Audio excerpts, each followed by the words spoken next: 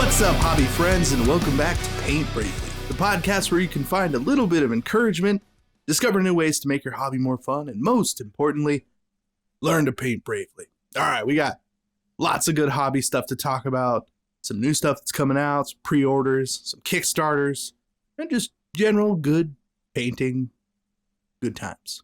So, yeah, might as well get right into it. Brent, what have you been up to? What have you been painting, doing, hobby? All right, I've been working on a research project for the last 3.5 years, and the results are finally in, and I have a product update for you. Vallejo water texture. See, this is a 1-part clear water texture effect. After 3.5 years, I have concluded, do not buy this. Okay. So now let me present my evidence. Okay, so this was from an old Goobertown Hobbies video. This was the first 3D print that I ever did paint, and this is from one of Danny's old Kickstarters. Oh yeah. This is it's a lizard man. It's a lizard man, and I think it was actually sculpted by Andrea from Artisan Guild back when he was not busy enough to be able to do commission sculpting. But right. Anyway, yeah, lizard man, he's standing in like a tide pool, and so I got a bunch of teeny tiny seashells from the seashore. I got little mussels, I got little snails, I got like little worm casings, I got clam, I got all these like truly tiny little seashells. I am proud of my collection. I put them all on there, put a little seagrass on there, and then I put just a little bit of Vallejo water texture on there. Now this stuff, you're supposed to kind of put it down in really thin layers, so I actually did a couple of layers. I built it up, just barely covered the sand, let it dry. Just barely covered the first layer, let it dry. I eventually got like 3 or 4 layers on there, and it looks good. Yeah, seriously, I was happy with it. You can go check out that old video. But now, 3.5 years later, it's cloudy. It's all cloudy. It went from crystal clear to, I want to say dried milk. This isn't what dried milk looks like, but you kind of like still milk. Went from still clear water to cloudy milk. And it's not what I was hoping for. But just like the seashore, it changes, it evolves, it's a biome. I don't think this is ever going back to clear, though. So, I just checked the Amazon reviews for this stuff. It's sitting at a 4.5 out of 5. And there are a lot of comments that say, works well if used correctly. Works well if used correctly. The people who know how to use it get it to work well. Now, what I've found is, the bottle itself is cloudy now. The bottle is cloudy. The dried stuff on the base is cloudy. And my goodness, Casey, did you disconnect already? My goodness. That ain't good. That ain't good at all. I was in the middle of my monologue. Is this going to make sense with the edit, or... It'd be hilarious if he did. It'd be more funny if he didn't. Like, he just left it all in. Like, hey guys, welcome back. We're just gonna pick up where we left off here. Now, as I was saying, this stuff on Amazon.com, I checked today, it's sitting at 4.5 stars out of 5. And I see a lot of comments like, looks good, very, very nice texture effects. Oh, it makes my diorama look so good. Some of the people were taking off points because they're like, I put this 200 milliliters on a giant diorama, and the 200 milliliters doesn't go very far, which, okay, like you can read the bottle size, do a little math, some geometry. But I didn't see anyone reporting back after 3.5 years, and I might have to log into my Amazon account and leave a detailed and informed review.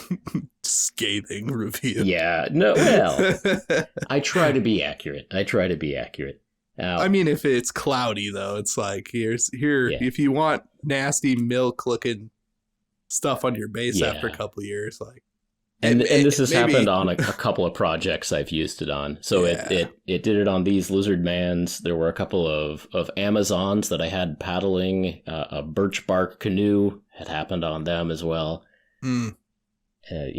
Again, little lakeside situation where they were. And it used to be a crystal clear lake. Now not so much. Now not so much. Yeah. And actually the more interesting thing, which I was just noticing today, is that the liquid itself in the Vallejo water texture bottle used to be a clear liquid, and now it's a white liquid. So interesting. Yeah, so both the solid and the stuff in the bottle have turned from clear to cloudy. And I know this is supposed to be an alternative to mixing up 2-part resins because it's annoying to mix up 2-part resins and there's sticky and health concerns and all that. But I think the 2-part epoxy resins as like a pour for water effects actually do hold up better. And now I got to do that test, Just wait another couple of years. Yeah. We'll see. Well, I did a 2-part resin pour on my Troggoth hag, and that's been, a year and a half maybe? And still as clear as the brownie water I made. So, looking good. But I mean, that's 2-part resin. That's why people use it, right? Like, it just works. Yeah.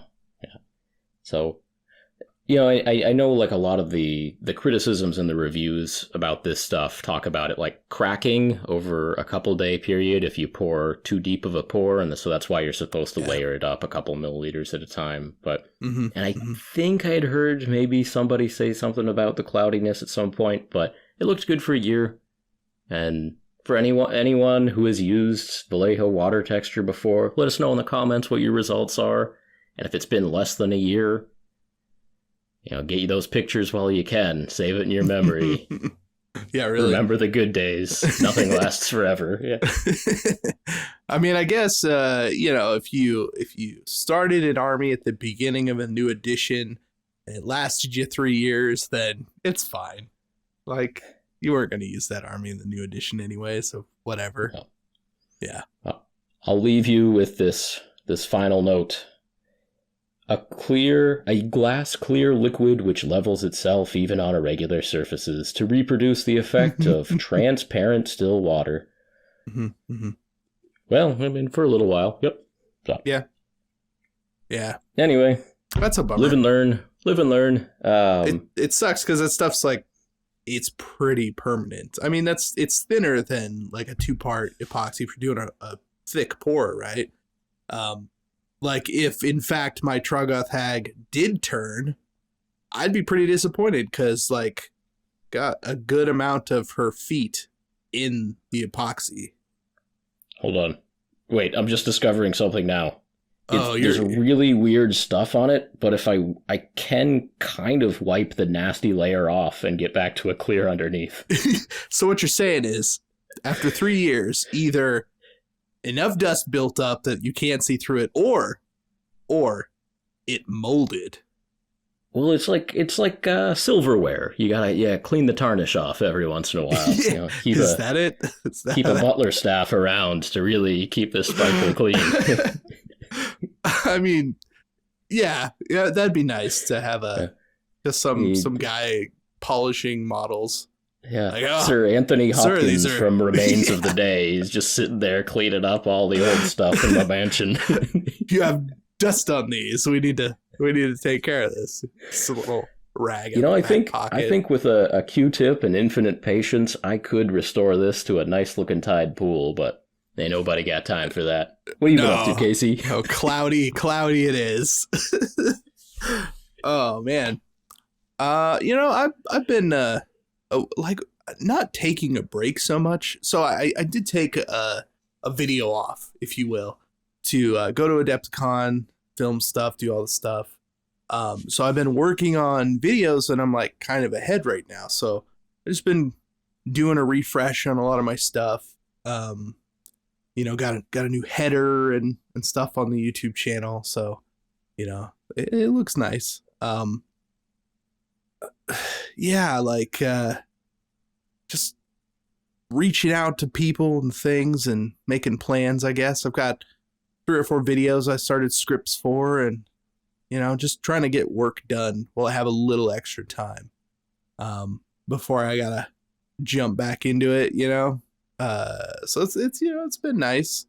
Still haven't been able to like play video games or watch movies, but painting models and hanging out.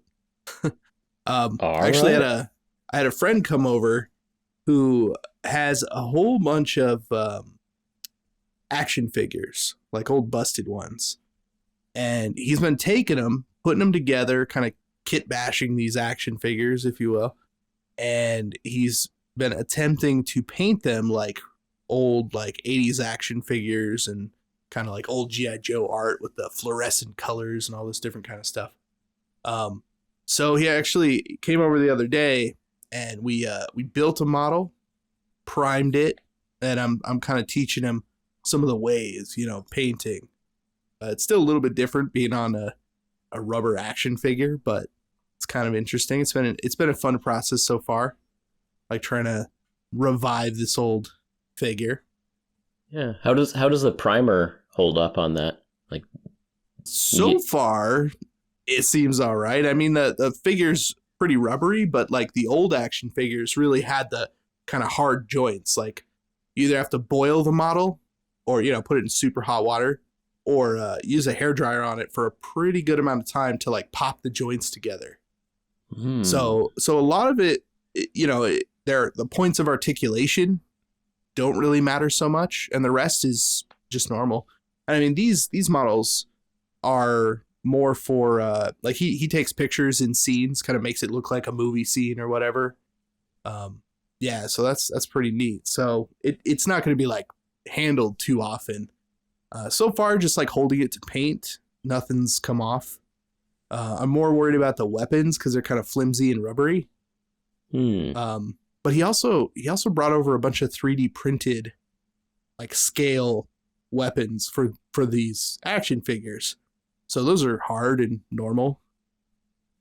But upgrade. Yeah, a whole hobby in and of itself that I was completely unaware of. Like, I've seen people take pictures of action figures and stuff in action scenes.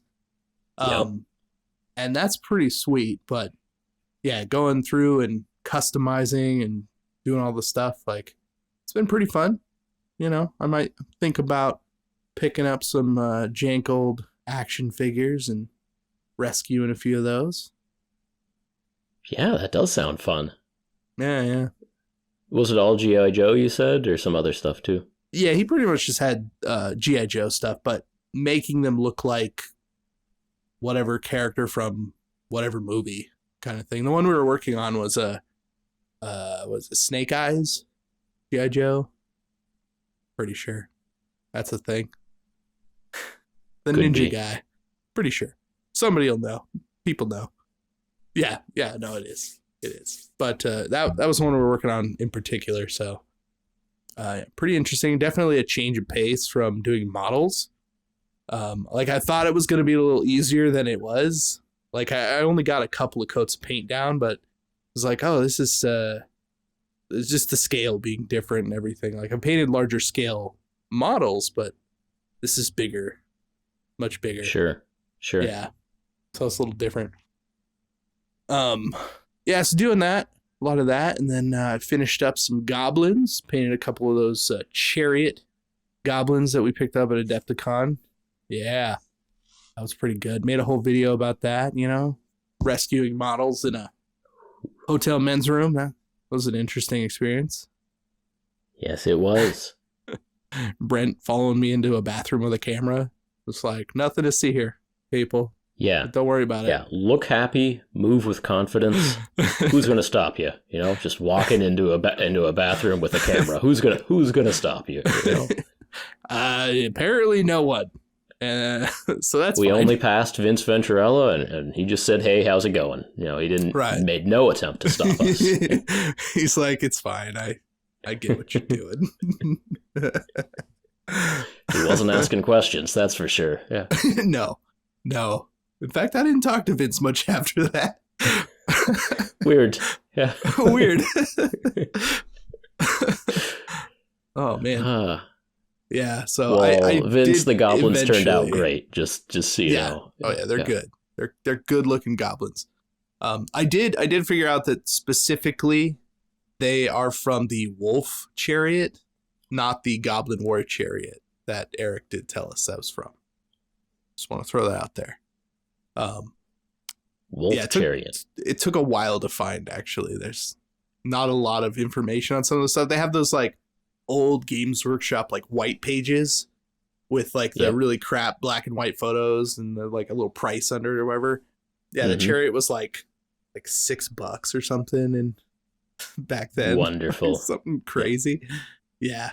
No, that's good, man. I'll have to pull out my tome and look them up. And yeah. Actually, yeah, you should do. It's good stuff. And those old books, the old books have so much going for them that this new stuff doesn't. I mean, even the pictures, like it doesn't feel the same anymore. Yeah. So I'm talking specifically. I have an old catalog, which is the size of like a college textbook. Like it is a heavy tome. And essentially it's a catalog that shows all of what was their current line in, I don't know, 1998 or whatever it was, plus all of their discontinued models. And it was a good way to be like, man, I know this is a GW model. I know I've seen it somewhere. Yeah. And you might have to flip through like a couple factions before you find what you're looking for. But normally you can track down the old stuff in there. Yeah, that's nice. I didn't know you could even get your hands on something like that. I'm gonna have to start looking for one of those.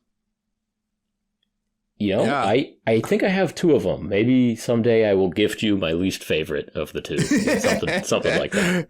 This one has all the true friend elves and all the high elves. Take that one.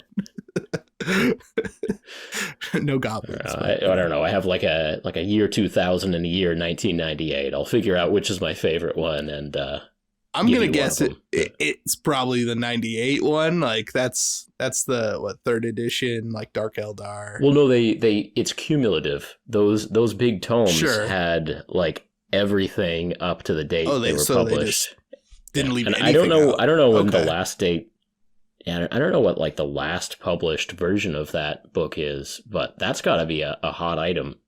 I don't know. Think so. The 2006 version of the complete Games Workshop catalog, that's got to be a collector's item. I would have to think so. I mean, I don't know when they started their website, but it was early 2000s. So you definitely might have some sought after books there. Yeah, those things can coexist for sure. Well, sure. Yeah.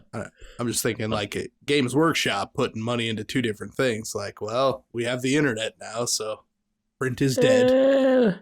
Games Workshop having 2 departments working at cross purposes to each other. I can imagine it. It. Yeah, that makes sense. Yeah. Yeah. Oh man. So yeah, just been I finished the goblins. Pretty happy with how they came out, and I got the video all set up and made for that. And that'll be out a couple weeks from now. Look at you. I know. I feel like productive and doing things and, talking to people. We're going to Gamma before the next podcast. Be doing that for a few days, at least like a 4 or 5 day trade show. So Gamma, the Game Manufacturers Association. That'd be Gamma. I'm pretty sure that's what it stands for. It probably does. It's some kind of manufacturers. Game manufacturers. Yeah. But basically, Gamma in a nutshell is Adepticon with a few more people, vendor-wise, minus all of the actual people who go. Yeah. The purpose is for game store owners to go and see what they're putting in their shop for the next year. Pretty much. Yeah, and a lot of companies general do networking. Yeah. So that'll be I'm just going to go and see what new cool stuff is out there. talk to a few people and hang out, and who knows what'll happen. But I'm looking forward to it anyways. I'm jealous. It was really fun last year, but I'm not flying out to Reno again just for that. Not this year. Just for that, yeah. Just for that. It's just the only possible reason you could fly over here for. We just hung out at Adepticon, Casey. Yeah, I know. We had good times. We cleaned up those goblins in the men's room. Like, remember the good times, Casey. Savor those memories. Don't want to spoil anything. Yeah. We can't do that every week, Casey. We pace ourselves. No, yeah, exactly. I know. This is how it goes. But yeah, looking forward to that. And I bought into a Kickstarter this week. I think you may recognize what it is. It's the Hobgoblin. Is it a mini war game or is it? It's not skirmish. No, it's a mini war game. Yeah, it's like a full-on miniature agnostic kind of rank and flank style war game. Yeah. Full-on war game. At Adepticon, we went to the Hobgoblin booth, talked a little bit about the Hobgoblin. Got ourselves a nice little teaser, pamphlet, had some rules and stuff. It sounds very interesting. Yeah. Created by the same guy that made Gaslands. Mike Hutchinson. Yeah. And also our buddy Greg was there. Yeah, Greg was there, man in the booth. He's talking about Hobgoblin. I don't know if you haven't heard of it, definitely recommend going to check it out, look it up, because just the art style alone, you see it and you're like, that game looks cool. It definitely stands out above a lot of other tabletop games, especially when we were walking around at Adepticon. It's it was a very noticeable booth, and it wasn't a big booth, but it was nice looking, and it sounds cool. It's build your own army with whatever models you want. It has all the rules to build each unit and character, and then you give it a bunch of spells and different things, and you just throw down with an opponent. So I actually read this 2-page pamphlet, and I watched a 9-minute tutorial video on on Hobgoblin. Okay, here's the deal. It is set in an underground layer, so it's all these weird caves and hidden cultures and mutants, and it could be anything down there. You got your armies kind of wandering around trying to get treasure and explore and get places. I guess that's why you can have any army that you want in there. And so the way the game is set up is that each unit is essentially a rectangle, and there's a wide range. So a unit is a rectangle, and it says something a rectangle can be between 100 and 200 millimeters or something like that. And it's a wide range in how large your base regiment can be. And then from there you say, okay, this group of minis that I got from some other game, I'm going to call them either light infantry, ranged infantry, heavy infantry, monstrous infantry, light cavalry, heavy cavalry, a chariot, a war wagon, a monster, beasts, or artillery. And so with some model agnostic games, there's a little more shoehorning in. So 1-page rules, for example, you're going to play the Saurians, which are your lizard people. And so, okay, you got to kind of go looking for I guess I could use these lizard models. Yeah. Call this kobold a lizard, whatever. There's a little more I'll try to make this work. But part of the design of Hobgoblin is you can use any model, and any of your models you can be okay, that's light infantry, heavy infantry. It'll fit right in. And then to kind of further refine things from there, you can spend points on keywords. Like, you can spend 50 points and make them elite heavy infantry, and so those hit easier or something. So the idea is you kind of pick the rules to fit your minis instead of trying to find minis that fit the unit type in the rule set. Was kind of the way it was described to us. Yeah. And it looks pretty sweet. My goodness, Snuffles. What are you doing here? Casey's just sitting there blinking. Yeah. All right, I got this cat here. You finish the Hobgoblin discussion, Casey. The cat situation is good. I think that's the only reason people watch this on YouTube. I mean, I know that's true. That's just how it is. Yeah, I backed the Kickstarter for Hobgoblin. It looks pretty sweet. I'm looking forward to it. Well, this cat's looking at the Hobgoblin rules. Yeah, even the cat's interested in the Hobgoblin. The book looks cool so far. I mean, they've just done the cover and whatnot. But the thing that I like is that it's going to come with all of the like physical cards, all the spells and all the things that, it's like, I don't know, some Kickstarters, they're like, oh, you can, here's a PDF, you can print it out or something. And it's like, I know that I'm personally not motivated enough to actually like invest and play a game if I don't have the things to back it up. It's definitely something I know about myself. So if I do go in a little extra and I purchase the physical items that are supposed to come with it, I'm way more likely to actually pick it up and try, because I want to have that tactile experience with the objects in the game. I like that. So definitely looking forward to that. I know that they're already funded and looking pretty good right now. So yeah.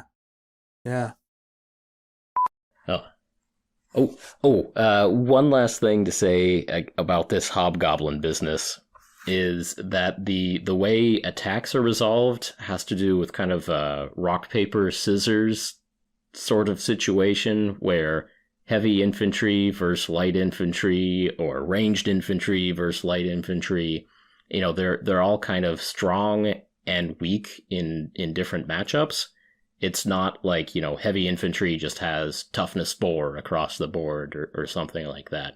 They are strong against certain things and they are weak against certain other things. And I think I would get a little bit frustrated about constantly needing to look at the chart of, what you need on a D6 if you are attacking with light infantry against whatever else. You have to consult the chart for that. But it does add this element of rock, paper, scissors to it, and it probably certainly adds some interesting depth. I don't know. Casey back to the Kickstarter. He'll let us know one of these days. Yeah, in like 9 to 12 months or so. It's not actually that long. I think the fulfillment's in like October. Yep. So in the meantime, we went to Adepticon. We got our 2-page little handout here of the basic rules of the game, and so that's why I almost know what's going on, but that's enough about Hobgoblin. Okay, we're moving on from Hobgoblin. We've had a couple of technical difficulties, but we've found a solution. Me and old Geodude here are working through the problem, so all right. What else? What else do we have to talk about today? Let's talk about WhizKids. Let's talk about frameworks. Ooh. Yeah. Take us away, Casey. I mean, I can only do so much because I haven't actually seen any of this. Oh no, there's Frameworks Wave 2 pre-orders are now up right now.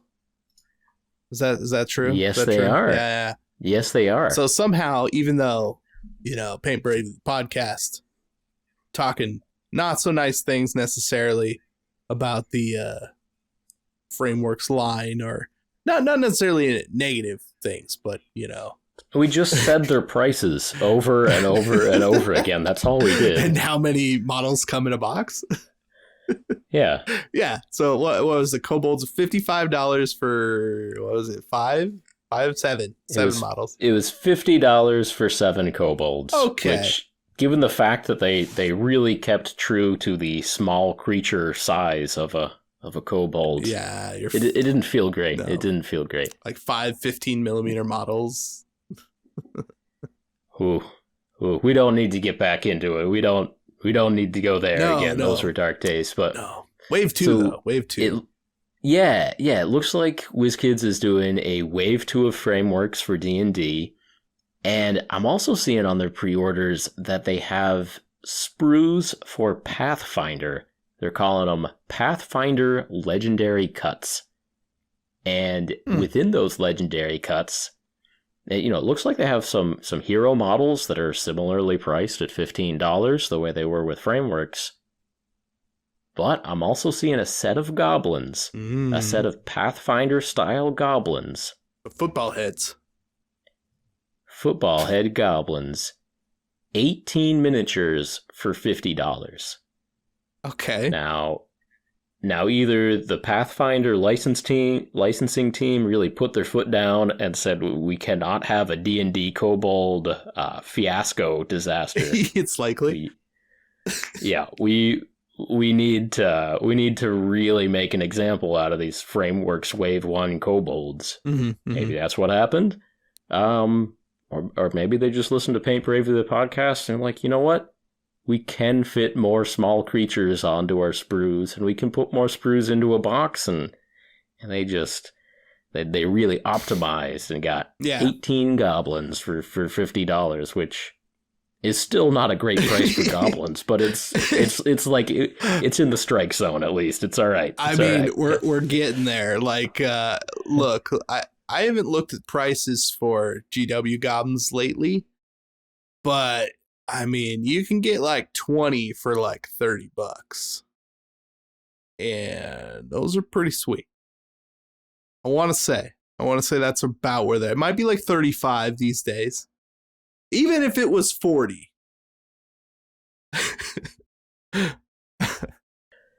I don't know my modern pricing on that issue, but look, it's good to see that WhizKids is still in business, still making sprues, and they may have learned a few critical lessons, so that's awesome. That's awesome. We'll keep our eyes out for that. I think those are a couple of months away on that pre-release schedule, and maybe we'll have more news for you later. Maybe we won't, but that's enough of frameworks for now. Yeah, I mean, we don't need to go too far into it. Okay, I did just look up the price of Stabas, and it looks like they're $45. So now we're in a more comparable realm as far as pricing goes these days. $45 Games Workshop. Come on. Easy. Man, don't pay more than $1 for a goblin. Don't do it. Rules is rules. Yeah, and them's the rules. Anyway, I got something new for you. All right, something fresh. That's good. I like fresh. Lay it on me. What we have here is a sloop from the game Blood and Plunder. All right. This is the hull of a sloop. I'm getting started on it. We're working on it. And if you're unfamiliar with that, it's a boat. It's a big boat. So when we were at Adepticon, we stopped by. Man, what was the booth? Firelock. Yeah, Firelock Games, Blood and Plunder. And Firelock Games. We hung out for a good while. Picked up some rule books. Looked through some cool pictures. Saw a bunch of their models. They're finally getting into like some actual like good hard plastic molds, and they're looking pretty sweet. So yeah, we were very interested in some of these boats, and obviously you jumped in and went for it.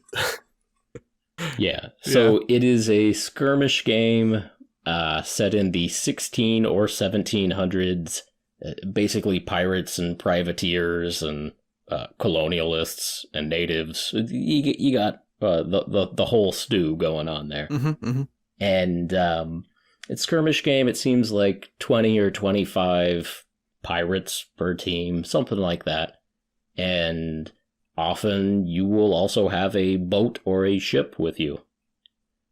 So you can do like amphibious missions, you can fight entirely on the beach, or you can fight entirely ship-to-ship combat, or amphibious assaults, so you get your barkies and your canoes and your sloops and your galleons to just go up the beach.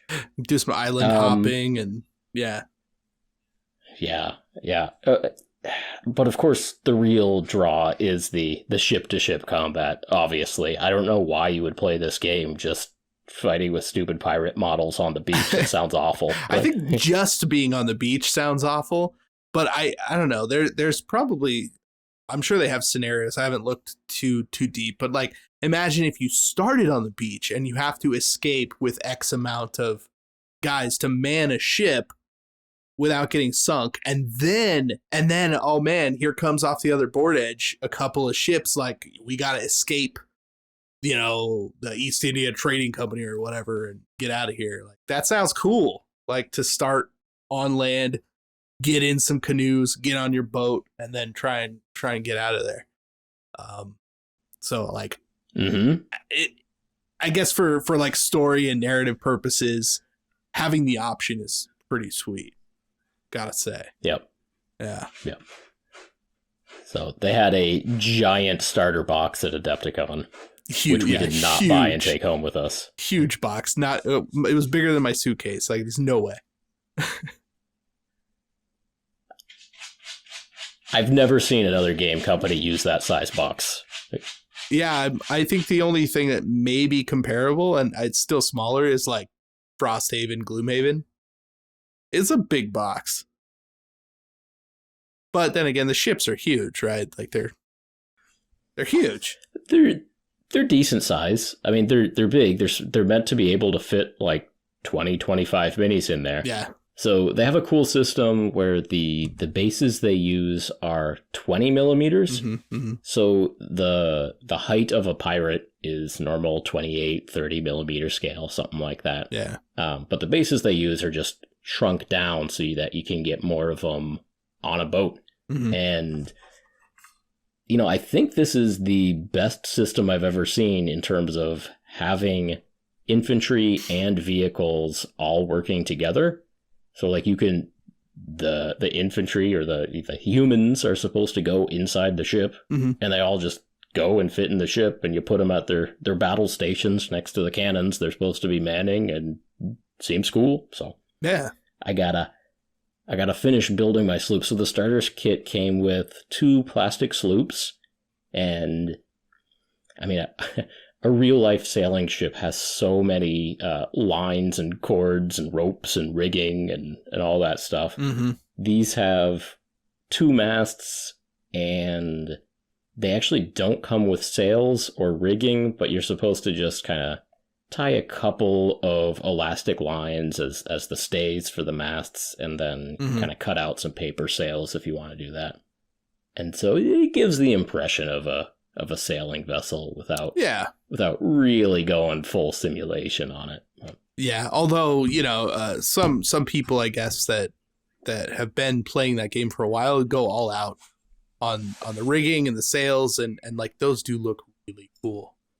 I'm not sure how you like fit your fingers in there to get all the guys in, but I mean, if you're going for like how awesome it looks, no, you can't really beat that. Yeah. So yeah, there's some trade-offs, but yeah, all of the bases are small, 20 millimeters, and they are textured with wood planking the way the hull of the ship is. That is pretty genius, honestly.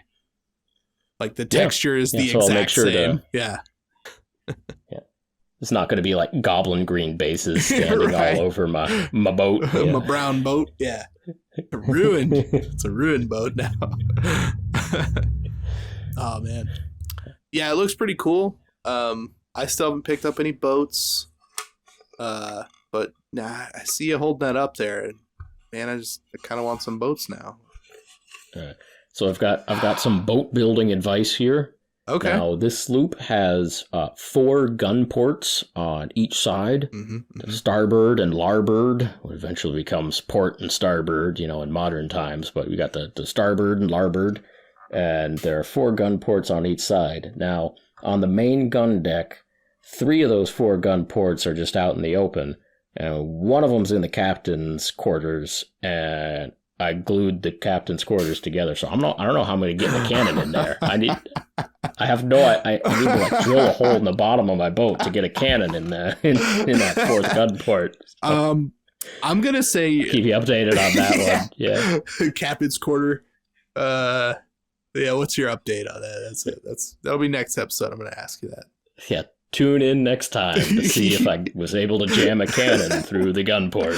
I mean, what I'm guessing is you're going to have to like cut off the barrel and just kind of slide it in and, weld it in there with some plastic glue and hope for the best. Now, there's also a door to the captain's cabin, which I did glue shut. But if I remove the door to the captain's cabin, I can just kind of get my tweezers and my forceps and just kind of roll in the cannon to where it needs to go. So roll it in place historically accurately and there you go. Naval Renovations Bravely, the podcast. Just cut it open. We'll make it work. We just need some wood patches. Yeah, that'll do. That's pretty good. I'm the real naval surgeon around here. Yes, that's right. Okay. Oh, man. Did you get the pirates too? How many pirates came with that? Was it like enough to fill, or was it like a squad of like 10 guys or something? I think so. So the big box, the giant box comes with 2 sloops, and I think a total of 24 pirates plus 2 pirate leaders. Is that a Blackbeard? I added, something like that. Yeah, it had like 2 named pirates. I also spent extra money on an upgrade sprue that just had 10 more named pirates. Nice. And so I'll have enough, but so I think I'll have like 24 generic pirates and then like 12 named pirates, and I'll figure out a crew. Yeah. And we'll see if I ever actually play. I was also thinking I might rig up one of the sloops pretty nice and then leave the other one with the masts not glued on so that I can tell myself I might actually take it to Adepticon next year and play a game or 2. Yeah. So have a traveling sloop, because I think sloop. they get much more bulky once you rig the masts and sails and everything. Yeah. Well, and you'd hate to like rip it apart in a suitcase or something. So yeah. They did have a big tournament going for it too. Like, people were playing it. Yeah. Anyway, Blood and Plunder. That's on the horizon, on the high sea. Yeah. On the horizon. All good. Yeah. Just right over the horizon there. Right on where the sky meets the ocean. It's right there. Yep. Yeah. Where dreams are made. So, pirate bravely, my friends. Yeah. Also, printing Relic Blade. Ooh. Yeah. You're talking about a 2D printer? Yes, I'm talking about a two-dimensional printer. Sean Sutter. The old kind. Yeah. But it made these, I don't know when they're coming out, but he definitely made paper cutouts, like the standees with artwork. Oh, you can buy them now. You can? Okay. I wasn't sure. You can. Yeah. I was looking at them the other day, and I'm going to pull that trigger here soon. Oh, yeah, for sure. Buy the paper cutouts. Yeah. No, I think that's smart. Because, if you get into it, you find a faction, you start having a good time. Like, you're going to want the 3D models. You're going to want the models. Like, that's a good call. And that kind of cool, like, obviously the artwork's already really good. So you're going to have some sweet looking standees. Man, I'm probably gonna get out my Cricut cutter, or I should say my wife's Cricut cutter, and cut those things. Right. I'm going to die cut those characters out and really make them look fancy. That's what I'm going to do. I'm curious to see it. I'd like to see that. Yeah. Oh, I'm probably gonna pull the trigger and buy. I think it's a $10 set of just all the Relic Blade characters that are ready to be printed, folded in half, put on little stands, and be paper characters. Yeah. And I'll use some of my colored ink on that and see how it goes. Yeah, really. Maybe get some nice paper. Yeah, you got to get yourself the glossy, cardstock, whatever. Maybe go photo paper, get something real fancy for yourself, and print out some good looking standees for that game. Then you just get excited and actually buy the models. That's how it works. I mean, I would think like it's a marketing ploy, but a real good one. Like you're gonna get excited about how that pigman looks on that paper, but you're gonna be disappointed that you can only see him from one side or the other. You can't, if you're standing in the wrong angle, you're not gonna know what's going on. So, you're gonna want to get yourself a 3D one. I suppose unless you kind of did that thing where you cut it in half and like kind of put it down the middle, so you got the 4. Yep. You know what I'm saying? Yeah, it still sucks. You'll figure it out. Yeah. We'll figure it out. We'll get there. What else? What else going on, Casey? Buy all the models. Well, okay, so I've been talking to this guy, right? He owns this company called Sci Tiles. And the whole thing with it is it's basically like Legos, but for terrain. So it's like pre-printed out blocks, and they stack, and they're all modular, and they make different buildings and steeples and chapels and walkways, and it's like a super cool idea. How do you spell Sci Tiles? CYTYLES. Yeah. That's what you have written down here. Yeah. That is what I have written down. Is that not? I don't know. Anyways, they're doing a Kickstarter. It's going on right now. And I've been wanting to do some kind of project for a while. Now the thing is, it's like small scale. So like tiny Lego size type things, like not super tiny, but like for 15 millimeter minis and stuff. Okay. And I need help deciding on what game to bring into that kind of scale, right? I've done Age of Sigmar. I got 2 full armies, 2,000 point armies in 15 millimeter with terrain and a board and all the stuff. It's in its own nice contained little box, and I like that. Then I did Mini Warcry, and I really like that. I've actually played that a few times, and it's fun because it's the same thing, just really even tinier. So like I've been able to take the case and just kind of go, not have to bring all the models and boxes and all that stuff, right? It's just in a little box. So I want to turn another game into this small scale, and I'm going to use these modular blocks to kind of do that. And I haven't decided if it's going to be Yafsiga, because I think that could be cool. Like have a whole themed tiny little world that's got all the different types of stuff that art brings. I don't know, maybe I've already made up my own mind. I don't know. Haven't decided. So maybe it is. Maybe it will be Yafsiga. It might be now that I say it out loud. But I don't know. I need help. I was thinking like, okay, well, a Hobgoblin's not going to have rules for a while, but like, I like the art style. I think that could be cool in like this mini game, and obviously being model agnostic, like you can kind of bring different blocks of units and call them whatever you want in your game and stuff.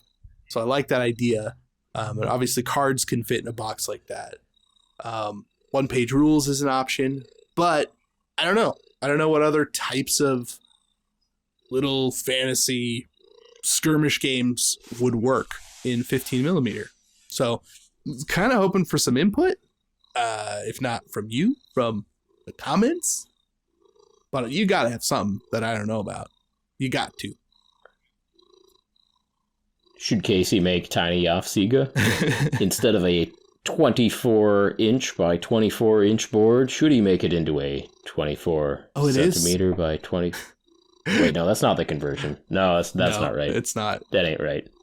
No, the conversion, it's like a centimeter times 2.5. It's like 2.5 7 or something. Yeah. It's not perfect. And it starts to get away from you after 2 centimeters by a lot. Yeah. So it doesn't quite work. But that's the thing. You don't even have to worry about that. You still play it in inches. You still play it with the original stuff. You just take your models that you're using, scale them down by whatever percentage, and then you do the same thing with a ruler. That's all you got to do. Or like your gauge finder, whatever 3-sided little measuring tool, Yeah. So that's the way to do that. So you don't even have to think about it. It just travels with the game. Like I said, it works really well for Warcry, like surprisingly well. So I don't know, but that's kind of what I've been working on. I've been thinking about like exploring different things and models. Because I'm going to be doing a lot of 3D printing for it, and I don't know. I want to make it something fancy and special that I haven't done before. Well, I'm excited to see it. You got a lot of tiny plants on your little Yafsiga board. That'll be nice. I do like that. Or you can make a tiny Demonship board. So Demonship is a very small game. It's already so you shrink that small. Down by a factor of 2. Actually, that's not a terrible idea. If it could legitimately fit in my pocket in like an Altoids box, oh man. There's the video idea right there. I took Malev's tiny game and made it even tinier. Yeah, Malev, you did a great job making a tiny game, but it wasn't tiny enough. No, we gotta shrink that down. You should have had the courage. Yeah. If it doesn't fit in my pocket, it doesn't go with me. Yeah. What's the point in making a small game if it doesn't fit in your pocket? That's what Casey always says. That's what I always say.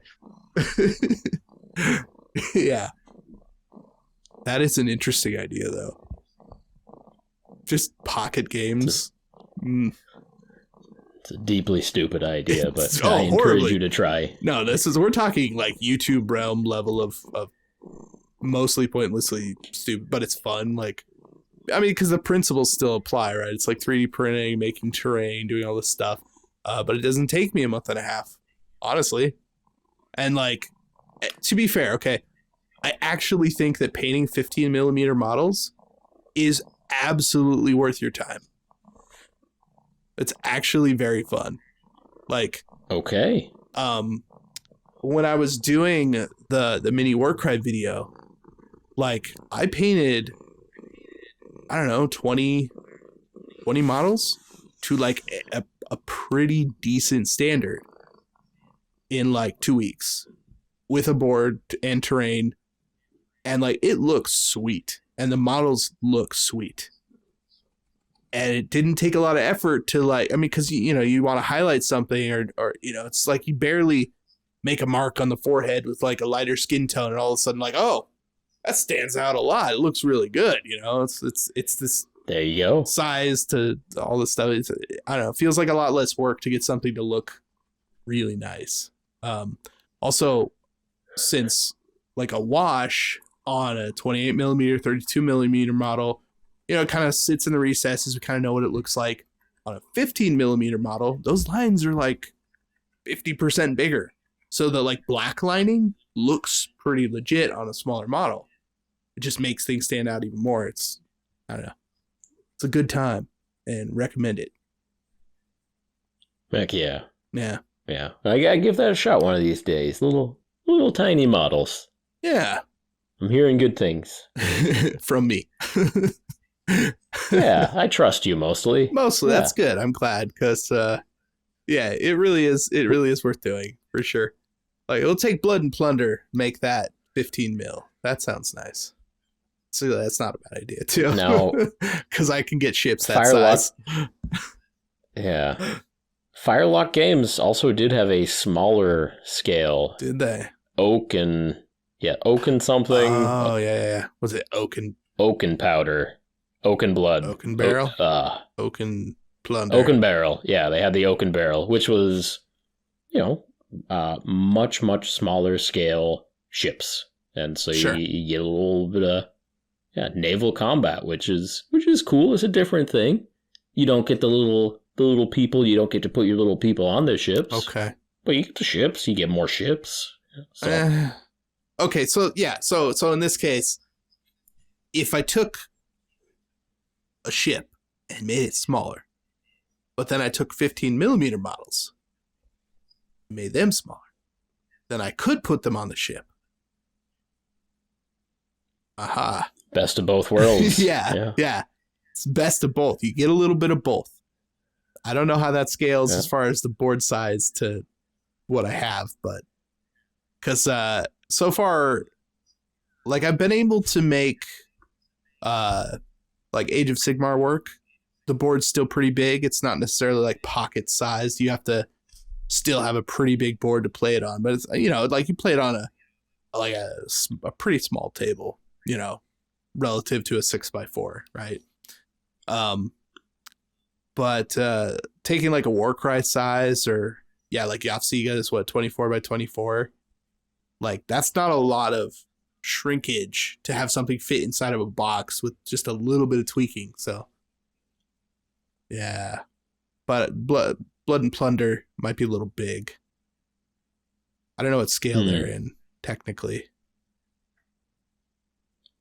I think they take liberties on the size of ships versus people. Right, 25mm models, like 1/3000th scale ships or something. I don't even know.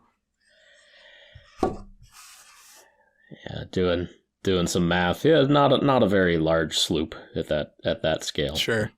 But the captain has a nice cabin at this scale, I gotta tell you. Right, right. He can except for that, really stretch out. room for his steward in there, especially if he doesn't have cannons in there. He's got a ton of room if he doesn't have any cannons in there. Yeah, take the cannons out. You got whole extra area, room for activities, doing whatever you got. Your captain activities.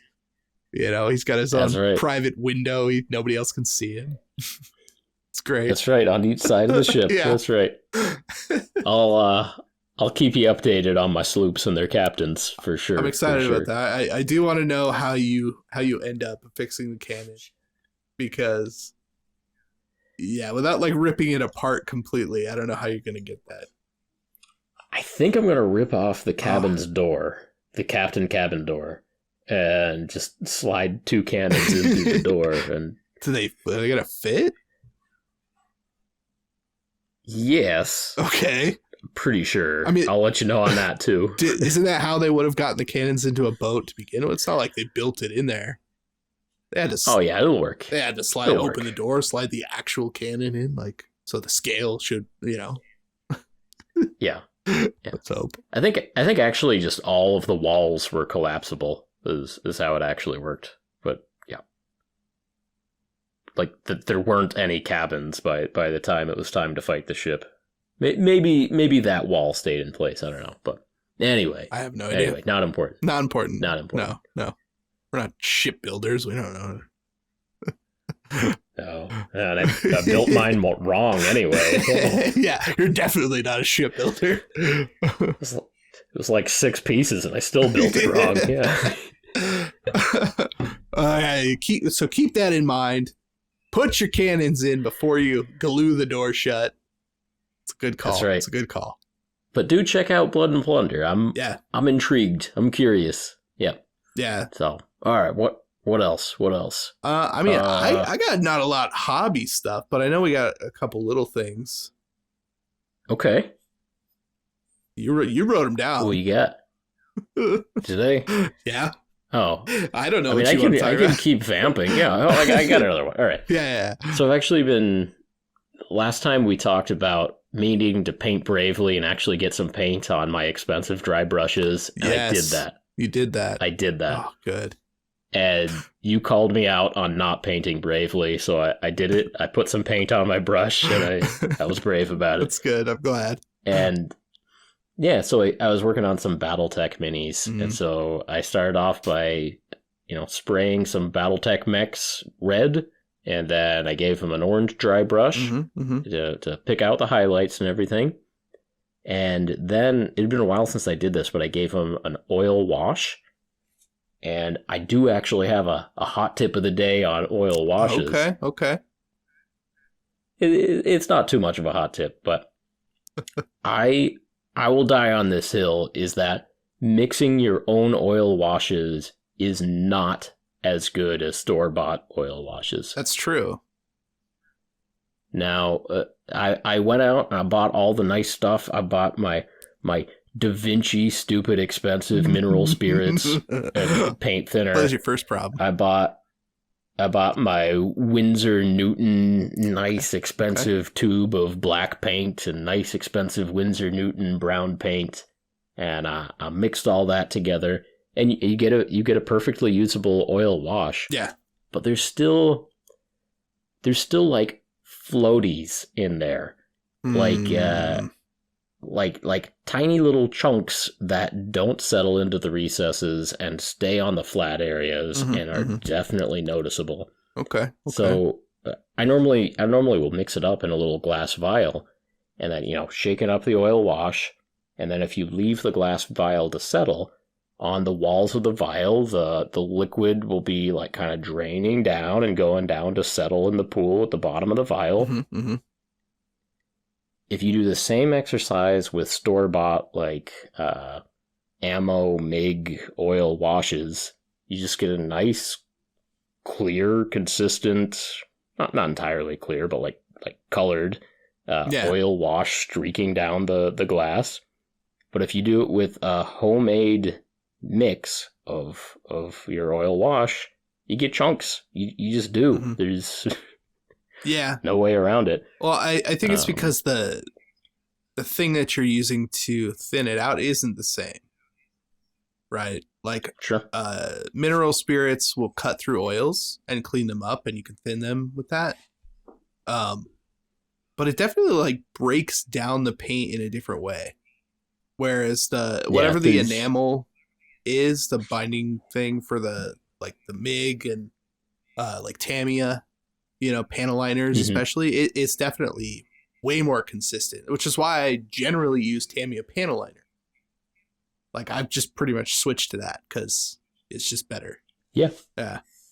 And that's a good one. Like the panel liners, the streaking grime, the dark enamel wash, any of those product categories, panel liner, dark enamel wash, streaking grime, like all of that stuff is going to be a better oil wash than you trying to mix up your own with, buying an oil paint and buying a paint thinner and mixing them together. Yeah. You can make something decent, but it is, ordinarily I encourage people to make homemade and try stuff out. But in this case, I really think you just buy yourself a $6 bottle of oil wash and use it that way. So that's my hot tip of the day. Anyway, I gave an oil wash to my battle mechs. It looked cool.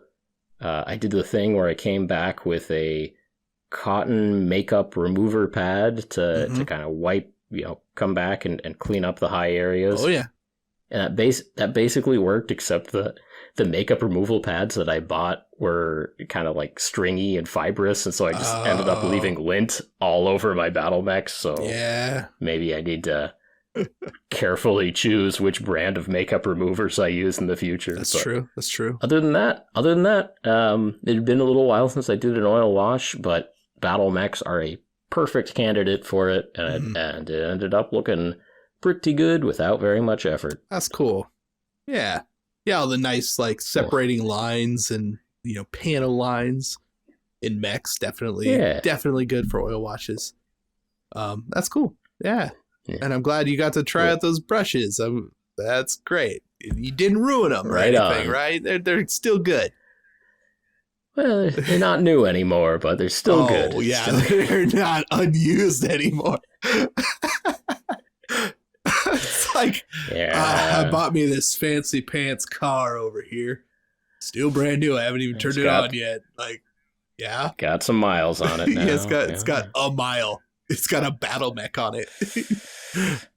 That's right. Value dropped 48% right when you touch that battle mech.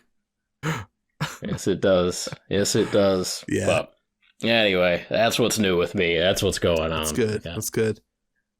Oh, man. Yeah, a good like oil wash or panel liner. Like, I don't know. I use it probably too often. Like, it's almost every time I paint something at this point. It's like, oh, well, just a little dot of this panel liner on this armor thing right here. So, yeah, so sweet. That's how you do that. Not gonna bother learning how to do that any other way at this point. Like, this is my default. Perfect. For like oil washes in particular, I still mix oil washes pretty regularly, Okay. but I only use them for weathering. Only when I want it to not look perfect. Like, so having some of that kind of, like scratchiness, the chunkiness, like you can still wipe it away, but like a little bit of that, especially if it's kind of streaking down or whatever, like verdigris looks pretty good that way. I like to mix up like a bright green and a blue and get that verdigris look. That tends to look pretty good, like just an oil wash with mineral spirits. But yeah, everything else has to be enamel. Gotta be. Well, all right. I think we knocked that out. I'd say so. Well, thank you again for joining us on another episode of Paint Bravely. If you enjoyed this podcast, please help us out by leaving us a review on iTunes, subscribing to the YouTube channel, and sharing this message with your hobby friends. As always, we appreciate each and every one of you for listening. We will talk to you next time. Talk to you next time. If the internet works. If the internet works. Sorry, Matt. Sorry, pals. Yeah.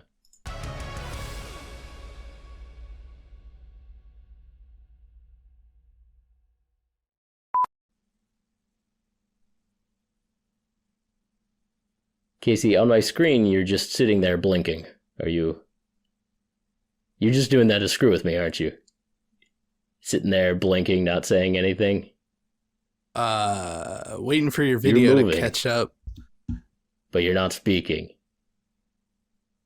You're just doing this to screw with me. You are. This is not fair. So I'm gonna keep going with the podcast. And No, I'm not. I want to tell you about.